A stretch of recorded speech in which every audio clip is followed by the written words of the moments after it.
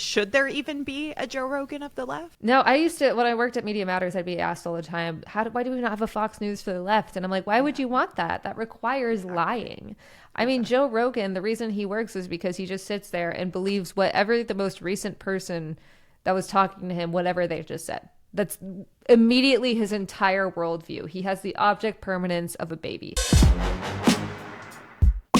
I'm Rachel Gilmore, your least favorite person's least favorite journalist. Welcome to Bubble Pop, a weekly show where we break down the biggest headlines so you don't have to doom scroll. Then we'll dig deeper into something juicy that you should know about. Today, we've got katmabu on the show. She watches conservatives for work, but makes fun of them for pleasure and for the enjoyment of her hundreds of thousands of followers on socials. Kat and I will be talking about the dangerous rise of right-wing grifter media. She's an American who has gone toe-to-toe with the worst of the worst, so Kat knows a thing or two about how to handle these dweebs. Elon Musk is effectively in charge of how America spends all of its money, and he's decided things like school and Social Security are nanny state handouts, unlike the billions in taxpayer dollars we've given him to create various exploding vehicles. But first, the news.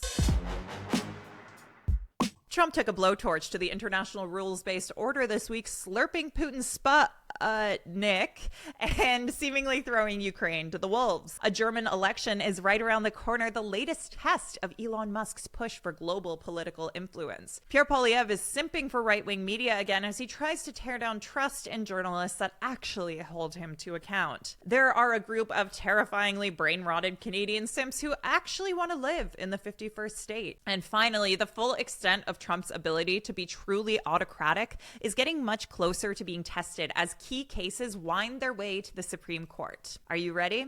I hope so, because we're digging in either way. U.S. President Donald Trump is lighting existing alliances and international dynamics on fire with an embrace of Russia and attacks on both Ukraine and Europe. This is a very big deal for all of us because he's basically changing the core dynamics of the international community. So you really should care about this. It started with a 90-minute phone call Trump had with Putin, which shocked other leaders who had been using this strategy of icing Putin out over his war on Ukraine. Then the White House set up a meeting between top U.S. and Russian officials in Saudi Arabia this week. Meetings that Saudi Arabia's Crown Prince Mohammed bin Salman, according to reporting from Bloomberg, wanted Ukraine to be a part of. But, quote, both the Americans and the Russians had insisted that they wanted to meet without the Ukrainians. Very cool stuff. Meanwhile, as Zelensky correctly accused Trump of being in a disinformation bubble, Trump has been proving him right. Even going so far as to blame the war, which started when Russia invaded Ukraine in February 2022, on Ukraine. Yeah, he actually did that, so take a listen. But today I heard, we weren't invited. Well, you've been there for 3 years. You should have ended it 3 years. You should have never started it. You could have made a deal. I could have made a deal for Ukraine. Though I guess for a guy like Trump, blaming the victim is nothing new. Meanwhile, J.D. Vance made sure that Europe got the message that if they had a nightmare scenario in mind for the Trump administration's impact on the world, it was probably exactly right. He basically told them he's less worried about Russia or China than he is about the actions of Europeans themselves, which he called, quote, the threat from within. The threat that I worry the most about vis-a-vis Europe is not Russia, it's not China, it's not any other external actor. And what I worry about is the threat from within, the retreat of Europe from some of its most fundamental values shared with the United States of America. Europe's values are actually going to be put to the test in a major way on Sunday. And Elon Musk will see his efforts to not only dominate American politics, but to influence them globally put to the test as well. Because on Sunday, Germans will go to the polls and choose how they want to remake their government in a race that has seen Elon Musk throw his weight behind a party called the AfD, a far-right extreme party that used to be on the fringes of Germany's political system, but is now, incredibly, polling second behind the country's center-right party. The AfD is a virulently Islamophobic party who pledge, if elected, to, quote, ban the burqa and the Muslim call to prayer and put all imams through a state vetting procedure. And to give you a sense of their vibe, the party's former parliamentary leader has said Germany has, quote, the right to be proud of the achievements of the German soldiers in 2 world wars. Yes, he said 2, which includes you know, the big one. Musk has been relentlessly posting supportive messages of the party. He hosted its leader in a Twitter space that he pinned to his profile for his millions of followers to see at the time. And he spoke at the party's campaign launch late last month, where he told the gathering of Germans they should move beyond, quote, past guilt. Meanwhile, tens of thousands of Germans recently took to the street in Berlin to protest the rising support for the country's growing far right. So these efforts from Musk and the pushback from the German people will be put to the test on Sunday. And what the people in Germany decide could have huge consequences for Trump's ability to reshape the international dynamics of our world, and which countries are willing to help him do it. Speaking of reshaping dynamics, conservative leader Pierre Poilievre made a promise this week to pour toxic sludge into our information ecosystem. He said he not only wants to defund CBC while potentially extending media subsidies to right-wing media sites, because, you know, these grifters will scream about media subsidies until they benefit from them, at which point I guess we'll see if their values go out the window.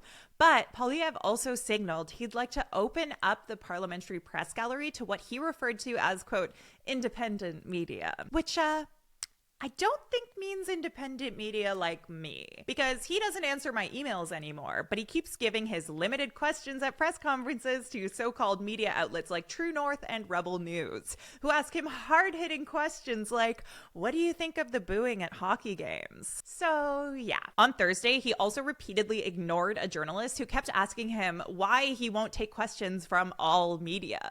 Take a listen. Thank you. We will now take questions from the floor, starting with True North. Why are you accepting questions from all media? Hello, Mr. Poilievre. Noah Jarvis, True North. Thank you. Next question, Y Media. Questions from all media here today. Hey, this is Shubi from My Media. Thank you. Next question. Question. Why did you asking questions today? Why did you do that? I know that everyone asked a question. Go ahead, sir. You're up bonjour, next. Jérémy Bergeron, journaliste à Radio-Canada. Why not take questions from everyone, sir? Good morning, Mr. Poilievre. David Menzies with Rebel News. Thank you. This will be the final question from Oxygen TV. Good morning. But I think I know why he gives so many of his limited questions to extremely friendly outlets. He's scared. So he's constantly training his audience to dismiss certain media out of hand and dismiss the facts that these tougher reporters bring to the table. Like, Poilievre also recently granted an extremely rare one-on-one interview to the wife of a Shopify executive, while simultaneously calling the Canadian Parliamentary Press Gallery a, quote, small cabal of government-approved mouthpieces. Damn, sick burn. It would be sicker if you weren't literally talking to your own approved media when you said it, though. We need to remember that attacks on the media from government are dangerous, and you don't have to look very far to find the proof of that. When we look to the south of us, we see that Trump is seriously tightening his grip on media, threatening them with a lack of access if they don't bend to his will. He has banned Associated Press reporters from the Oval Office and Air Force One indefinitely because they won't call the Gulf of Mexico the Gulf of America, seeing as they're an international news agency and other countries don't recognize that name. Very free speech of you guys. The toxic sludge that currently exists in Canadians' information diets has already apparently rotted some brains beyond repair. Because this week I found out there's a tiny group of Canadians who have decided that they actually do want to be the 51st state.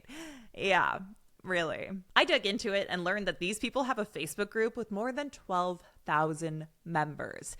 They've also got an atrocious website that looks like it was designed by a sixth grader. But I noticed that when you go to donate on the website, it says your money would be going to the Alberta USA Foundation, which, based on social media posts linked to social accounts and some media coverage, seems to have been founded by a guy named Peter Downing, an Alberta separatist who was the former leader of Wexit Canada, which is now known as the Maverick Party. So in news that probably surprises literally no one, it seems like Alberta separatists still want to separate, and now they're leading this particularly brainwormy push. As a tiny group of Canadians ignore the vast majority who are booing US anthems and buying Canadian in favor of fighting to be cucked by the Trump administration, we're also about to discover just how cucked the United States Supreme Court is, and, by extension, how soft U.S. democracy is. Trump's administration just asked the Supreme Court to intervene in a lower court battle that's happening right now over the fact that Trump fired Hampton Dellinger,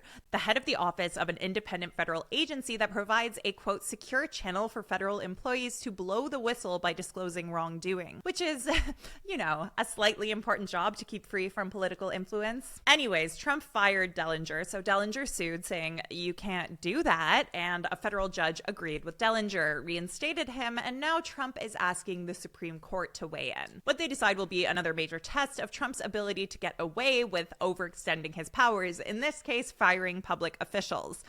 But that's not all. Another key case is also headed for a major Supreme Court showdown, the one over birthright citizenship. See, the 14th Amendment of the U.S. Constitution grants American citizenship to anyone born on U.S. soil, but Trump wants to add an asterisk to that, denying that citizenship to kids born to parents whose mothers aren't legally in the country and whose fathers aren't citizens or permanent residents. A U.S. Court of Appeals just denied the Justice Department's request to immediately reinstate that executive order, and that has basically teed it up for a Supreme Court challenge. The result of that will, again, show us just how easily and how severely Trump can get away with remaking the country in his image. But, according to Trump's social media on Saturday, quote, he who saves his country does not violate any law. So I'm sure that won't radicalize anyone, and no one will interpret that as a blank check to do whatever they want in support of Trump, right?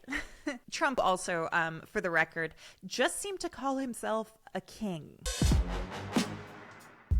Those are the big headlines from this week. After the break, we've got katmabu on the show. She's an American internet icon who terrifies the worst men you can imagine and cuts down right-wing grifter media types like it's an art form. And today, we're her students. We'll be right back.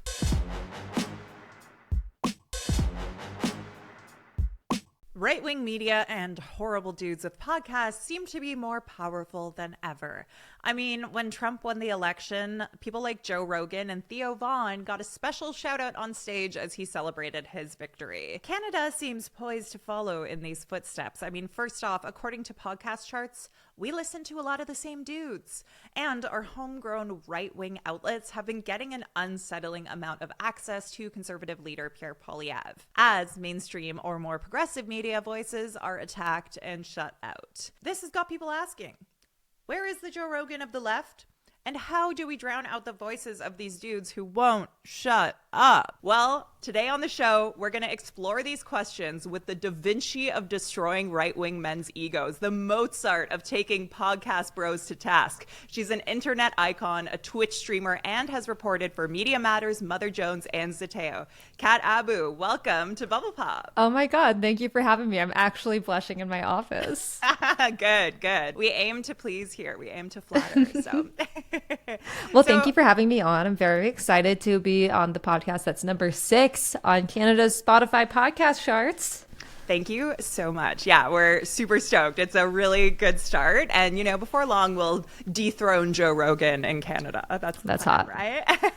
Okay, so I want to start with a tough question for you because I'm going to maybe need you to not compliment them, but be nice to these men for like a second. I'll try.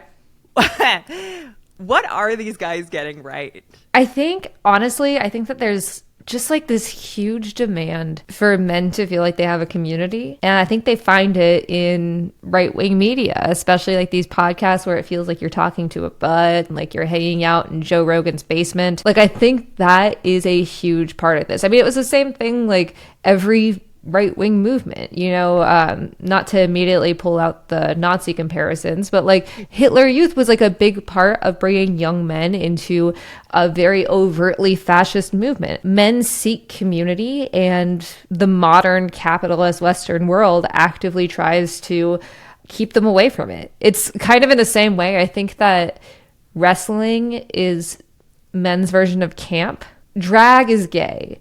But wrestling is very manly, but also camp. But like wrestling's fun to watch. It's goofy. Totally. It's like watching Drag Race. Like, it's camp. Yeah.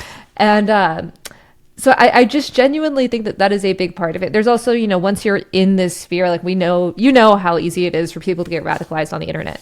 Once you're in there, you're like, oh, it feels like I'm talking to my buddy, or like, wow, they have a lot of interesting points, and like I just want to talk to someone. I just want to have a friend.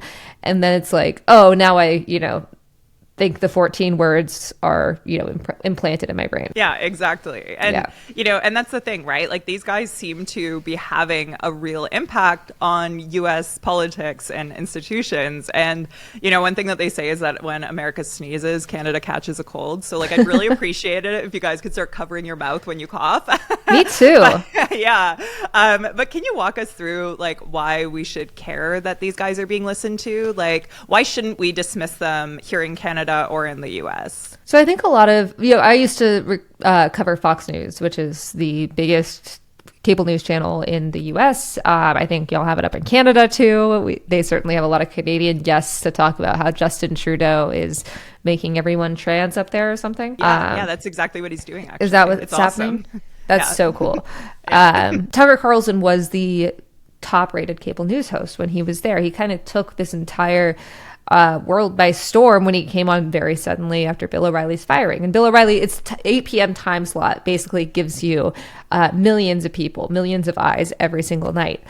And that had its own influence because the Republican Party in the U.S. essentially used Fox as a way to push their agenda. And then eventually it became Fox was using the GOP as a way to push their agenda. So these two things were very interlaced. And I think that influence can't be overstated. And like that's scary to have this influence in government.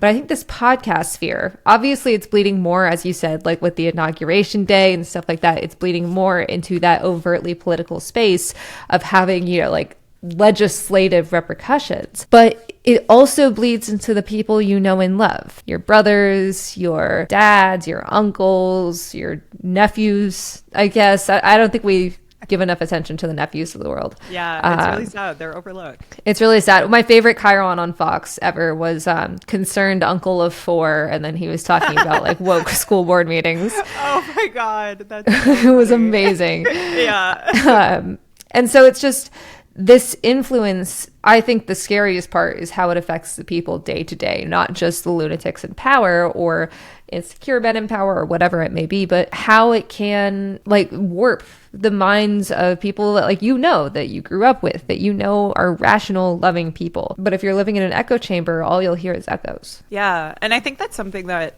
I run into a lot is I feel like with the approach that you and I take towards these guys, I think a lot of people think maybe we don't have empathy, but like honestly, the people who are impacted by the top voices in these spheres are people that we care about and are people who like others love, and it's actually like out of caring for those people and the people who they turn around and hurt that I think we kind of do what we do. But, I wanted to ask you in light of that, like responding to these guys, do you feel like the mainstream media ecosystem and like the highest profile politicians have figured out how to counter this like right-wing grifter sphere with the way that they communicate? Oh, I think we got really close last summer. Like when we had this Kamala Harris change candidate vibe and we were calling all of them weird. And we were like, that's some real freak shit that you're really concerned about children's penises. Like you won't stop talking about children's penises. Why are you so focused on this?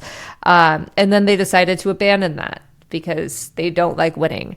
I think just like taking that step away is the best way, like individual one-on-one. Like one of my favorite things is when someone says a really racist or sexist joke, I'll just be like, I don't get it. Can you explain it to me? And then all of a sudden that person is really embarrassed. And I'm like, wait, no, but what's the punchline? Like, I don't understand the punchline. Can you explain it? Waking up from that, we're all immersed in this evil cesspool all the time and just kind of stepping away from that for a second and pretending we're not can really help distance you and your loved ones or whoever you're talking to from the hell we live in. And like, okay, do you feel like we even have someone who's equivalent though on, the progressive side of things to the Joe Rogans and the Theo Vaughns? Like, should there even be a Joe Rogan of the left? No, I used to, when I worked at Media Matters, I'd be asked all the time, why do we not have a Fox News for the left? And I'm like, why would you want that? That requires lying. I mean, Joe Rogan, the reason he works is because he just sits there and believes whatever the most recent person that was talking to him, whatever they just said. That's immediately his entire worldview. He has the object permanence of a baby. And as for people like Tucker Carlson, like they rely on lies.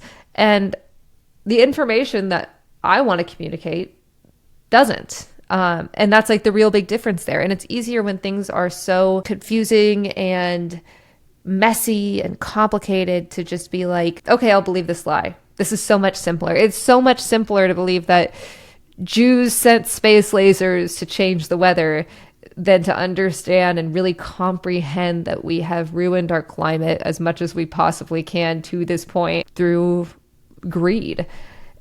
And so it's so much easier. But I don't want to do that. That's lame. 100%. And, and I think you're really effective at communicating and combating that. And that's sort of the overall question that I think people really mean to ask when they ask about there not being or there needing a Joe Rogan on the left. It's more like, how do we deal with these liars and grifters and counteract their messaging in an effective way? And, as I mentioned, you really are an artist at that. I mean, so are you. Oh my God, thank you. Yeah, you're I learned from the incredible. greats. So,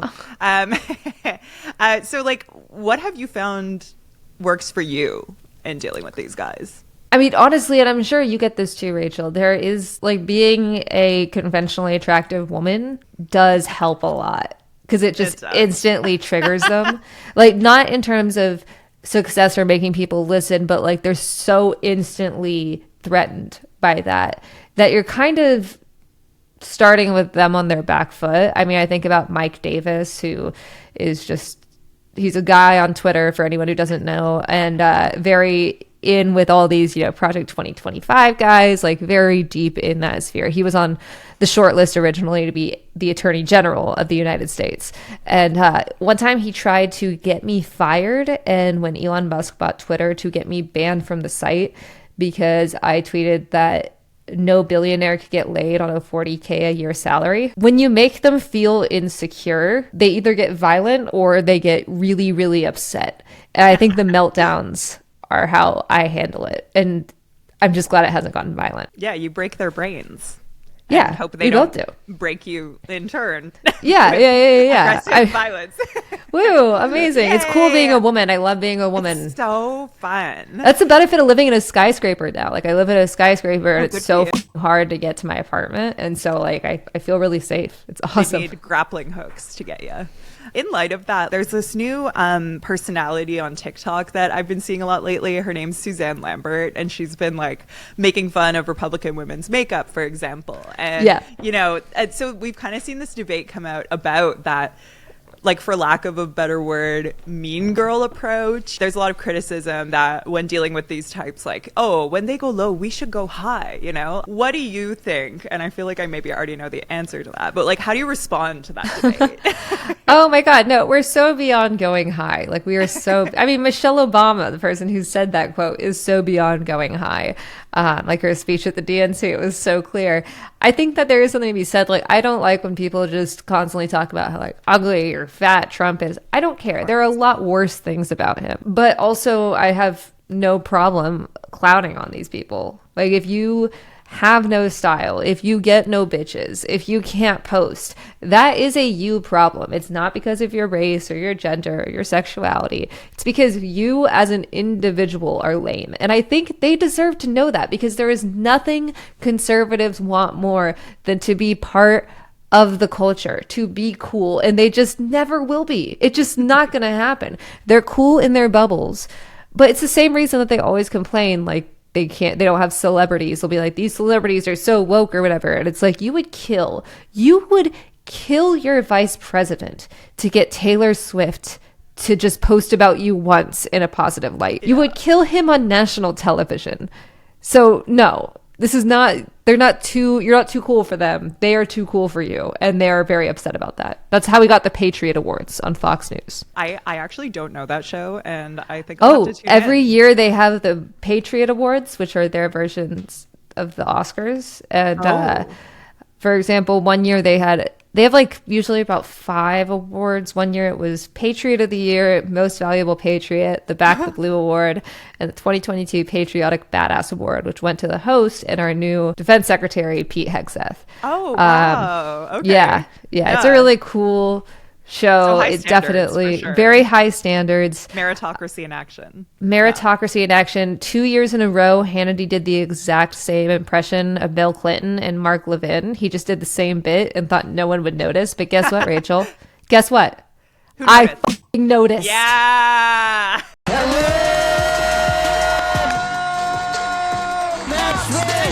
I know there's a lot of really hot chicks that watch Fox News. Any fans with Mark Levin here? That's it. I'm done.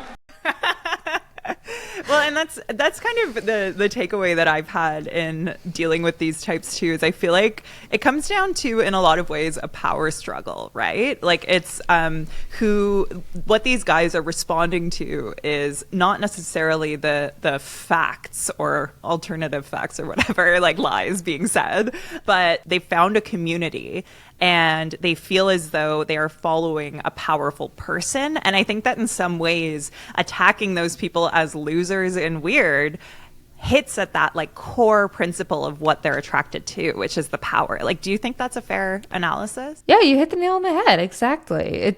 That's why they need weapons. That's why they're constantly blustering. That's why the asshole you know at work has a gigantic pickup truck despite never hauling anything in his life. And we don't need to do like the small penis, comparisons. It's just like a feeling of inadequacy makes you compensate by being violent, by hating others, by lashing out. They like when, you have triggered libs get really angry and talk about how awful this is. And yeah, all this shit is awful. But I always say, fascism, it's scary, it's evil, it's terrifying. It's also so stupid. Everything is so stupid.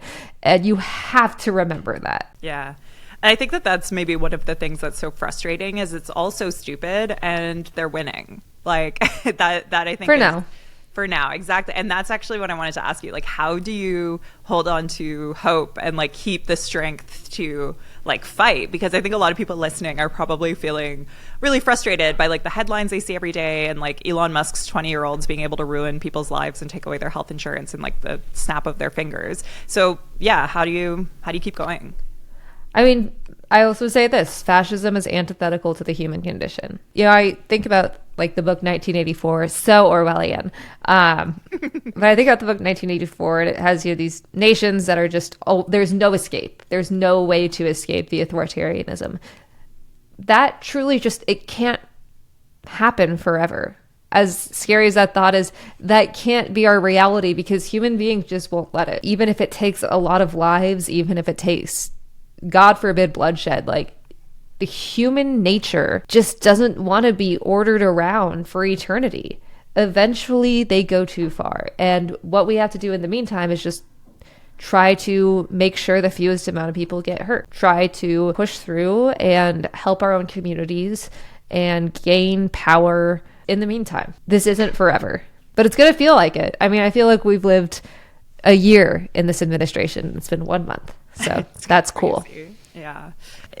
Obviously, like, we're in I am in another country for now. Being in the US, you guys are obviously like kind of further down this slide than we are here in Canada, but we're seeing a lot of like similarities and patterns that we're copying, and we kind of tend to do really similar things to you, but we're just a few steps behind. Do you have any advice for Canadians right now for like things you wish you had done like before this, or things you're glad you did? Yeah, I mean, I have no regrets on me because I personally am perfect. But I do wish our liberal, quote unquote, liberal party was far more aggressive and progressive. Make sure you get your passport. I do have to say, like, here in America, we go hard on a lot of things. Like, when we do something, we're really doing it. So this is far more accelerationist than I expected. And I did a 1 hour video just talking about white Christian nationalism and like what to expect. And even I have been like, Jesus, they're going so fast. So just watch what we're doing and try not to do that. Maybe 100%. Hopefully. Yeah. Whatever America's doing, do the opposite. But whatever Kat is doing, do the same. Do the same. You guys get it? Yeah. In case we do end up at war, Kat, do you think you could kill me? Do you think you could take me in a fight? Oh my God. No, I'm not gonna be drafted. I have narcolepsy. Oh my God, congratulations. Thank you. I have anxiety. I don't think that's enough anymore. You should get narcolepsy. It makes you fucking miserable and you fall asleep constantly. Sounds brutal. Could you kill me? I mean, Kat, let's be honest. Just pure size difference. I am pure size difference. But if we're doing guns, I'm a good shot. I'm a really good. Yeah. I don't know that. Grew up in Texas. Yeah. So as long as you just got to stay out of arm's reach. So yeah. No, but definitely you could stomp on me. Yeah, 100%. Like, I did actually seriously want to ask you, like, how are normal Americans responding to this 51st state stuff? I mean, it is crazy. Are you guys even thinking about it? Because there's so much going on there. There's so much going on. Like, I was calling my editor at Mother Jones today, and I was just like, we were talking about Elon Musk and all these other things, and I was like, oh my God. And then there's the JD Vance Nazi German stuff, like the AFD stuff. And he was like, I can't even think about that. Like, there are only so many thoughts in a day. But as far as the Canada stuff here in Chicago, I feel like anytime I've talked to someone, it's just been, oh, for fuck's sake. Like, every time it comes up, just like, oh, Jesus Christ. But I mean, I would welcome you into my horrible, terrible country. It's not horrible and terrible. We have really wonderful people here, but it's democracy and such, blah blah blah. But like, this is, horrible, terrible things are happening, and we are going to try our best to stop them. At least I am. Totally, and I'm right there with you, and I think a lot of my listeners are too. You got this, Rachel. Single-handedly save Canada. Oh, 100%. I am big enough. I think I can do it. In case you guys don't know who are listening, I am 6 feet tall. So, got a lot of muscle to fight for Canada. Yeah, y'all should know I have like the biggest crush on Rachel. It's insane. Yeah, as you should, Kat. It's it's a little weird, but it's okay. We all have fans, right? So, Kat, that's pretty much everything that I wanted to ask you. And now that I've had you reveal to the audience how huge of a crush you have on me and how attractive you find me, I am sufficiently, my ego has been stroked enough that we can kind of wrap things up. But I did want to give you a chance before I fully end the conversation. Like, is there anything, since you're the wizard of defeating disinformation grifters, like, is there anything that we didn't touch on in this conversation that you want to say? It's totally fine if there's not, but. No, but I would like to ask you a question. Yeah. What's like something good that's happened in the last week? I think I asked you this when you were on my stream last week, but I like just asking people this question all the time. That's a great question. Oh my God, you should be hosting this podcast. Oh, I'd have to think. You know what? It snowed a ton in like Eastern Canada in the last week. Crazy amounts of snow. Oh yeah, one of my best friends sent me a picture from outside her window, and it's like the entire door is all piled up. Literally what I'm seeing behind my camera right now. But what's really great is everywhere I walked around, there were people helping each other. There were people shoveling themselves out of or shoveling each other's cars out and pushing each other's cars when they were stuck. And like every time you heard wheels spinning in the snow, you saw everyone around stop to make sure that person doesn't need help before they kept going. And there were even people who turned the snow piles into a ski jump. So, we saw people make the best out of a bad situation in a very real way in the last week. And I think that just speaks to my cheeks hurt. That's how really resilient sweet. We all are. Yeah. How about you? Anything good happen to you?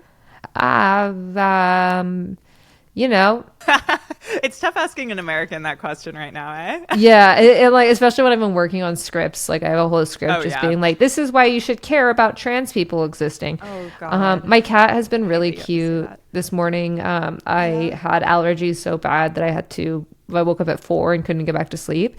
Oh. And so we went out and hung out in the living room. And when the sun rose, she napped in a sunbeam. It was lovely. I honestly feel like this is the real way that we survive everything that's going on right now, is take those little moments and just hold them close, because they make a big difference, right? They just help you to remember what you're fighting for and what actually matters in life. So anyways, on that super heavy note, Kat, Abu, thank you so much for coming on here and giving us a masterclass in taking down the worst men on the internet and staying optimistic. Thanks so much, Rachel. Of course. I want to give you the floor now to tell people where they can watch you in action. Where can people find you? You can find me on most platforms. Blue Sky, I'm katmabu. YouTube, I'm the same. TikTok, I'm the same. Twitch, I'm the same.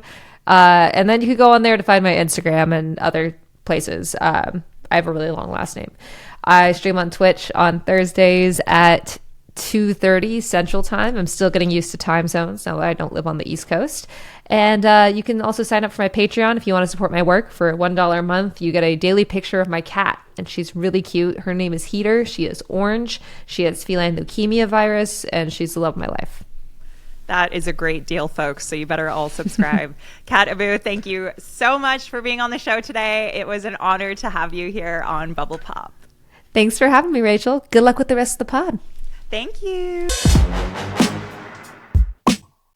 Thank you for listening to this episode of Bubble Pop. I'm Rachel Gilmore, your least favorite person's least favorite journalist. If you enjoyed this episode, consider subscribing to Bubble Pop on YouTube, Patreon, Substack, and wherever you like to listen. You can also find me on TikTok, Instagram, Twitch, and Blue Sky. I'd like to say a special thank you to Hans Vivian Wenzel for making the incredibly groovy music for Bubble Pop. You can find more of his stuff on Spotify under the artist name Hans, lowercase h with an exclamation mark. Thanks again for spending this time with me. Doing this is a dream, and I couldn't do any of it without your support. So I'll see you next time.